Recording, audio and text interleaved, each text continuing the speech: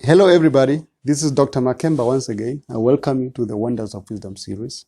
Today, I'm going to be talking about yet another interesting subject matter entitled How to Survive Hard Times or How to Survive Times of Crisis. I've actually come to realize if hard times and crises are not properly managed, they have a tendency of sucking the life out of you. They can discourage you, cause you to give up on your visions and on your dreams. But today I want you to basically, just sit back and, let's have a conversation about how to go about, surviving hard times. Because in fact, hard times come to us all and hard times will come. Hard times are actually catalyst for change. What does that mean? It means that when you go through hard times, life forces you to change. It forces you to learn, improve, become more innovative. Hard times actually set you up to find solution. Because when you are presented with a hard time, it's actually an indication that growth is on an horizon. You need to do things differently now. You need to up your game in whatever you do, be it in your personal life, you're wanting to improve your own life, you're wanting to just, become principled, be it in your business, be it in your ability to communicate with others. And by the way, talking about communication, it is actually, proven, that if you can improve your ability to communicate, you are able to improve your net worth by 50%.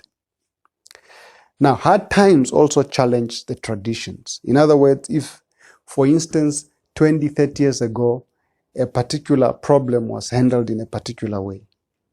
Now, as time progresses, and things changes, when hard time comes, it will force you to address the same problem, but approaching it with improved insight, better techniques, and of course, in the world of technology, you approach it in a manner that you are able to really get to the solution quicker. For instance, talking about getting to the solution quicker, we know that the ships were made before the aeroplanes, so people took time when they were traveling. They had to navigate the Atlantics, But when the Wright brothers came and innovated, and created an aeroplane, a journey that would have often taken 6 months, for instance, has now been reduced to even probably 20 hours.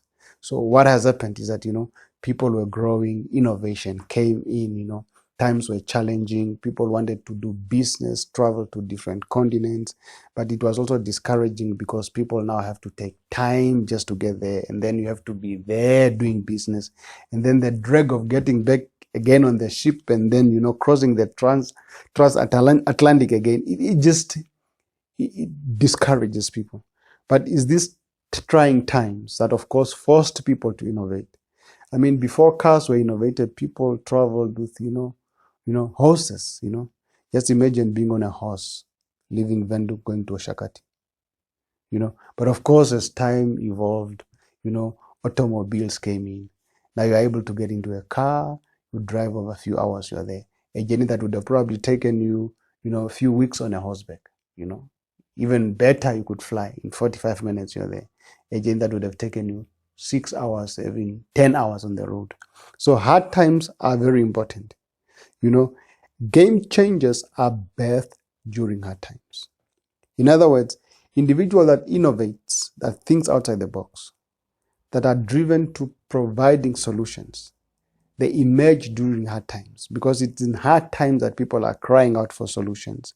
And people that are able to think outside the box and actually uses hard times to innovate emerges, during times of crisis. So remember, if you are a game changer, when days are hard, that's a time that you're supposed to emerge and give it your best, and become meaningful to the world around you. Now, there's a saying that, if you feel like giving up, remember why you started.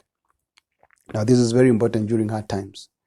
When you are going through hard times, you need to be laser focused on your goal. One thing that I have found to work, particularly for myself, I do time travel in my mind when I'm going through hard times. When days are hard, I ask myself, 10 years from now on, if I keep pushing, where will I be with this vision? So I stretch my imagination 10 years from this day. Then I can imagine everything that I can possibly be accomplishing if I keep going. And that helps me to overlook the hard times and to keep going. So you gotta do your time travel during hard times. You gotta stretch yourself, and you gotta get to the end of the goal and come back to where you are. And then you see the beauty of it all at the end.